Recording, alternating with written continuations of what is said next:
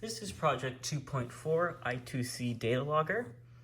The I2C data logger comprises of the real-time clock RTC, which uses an RTC chip, oscillator, resistors, capacitor, and coin cell battery.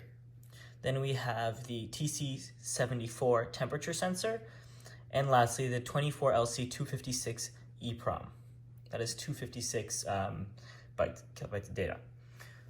Or bytes of data. So here we have the Arduino Nano, which is the MCU, and this is the main device, and the rest are secondary devices, I2C devices 1, 2, 3. What we see here is the temperature sensor. The RTC provides time to the circuit, and the sensor provides temperature data, and the EEPROM stores all the data. So if we look at code here, we can see that we use many different things for the code.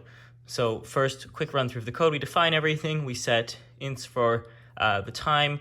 We do a setup to initialize wire.begin, because my code only uses the wire library. Then we do read EEPROM, write EEPROM.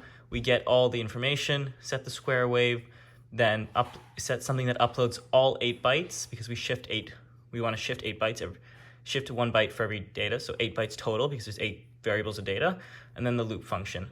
So we can see here that when we're in the basement, so it's a little cold, it's about 64 Fahrenheit right now. If we apply some heat, we can see temperature raising, and then as less heat is applied, temperature goes down, which will go down in a second. It's residual. Okay.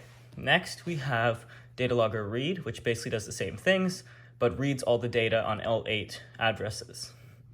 So when we upload that, it prints out all the data here. Currently, my circuit is working other than the fact that it always prints out 2 Celsius and 35 Fahrenheit. This is an issue because no matter what I do, it does not change, but everything else is working. And again, you can view that in serial plotter. To end off, going back to the circuit here is complete with bridges for SCA and SCL up top, as well as power rails on the bottom.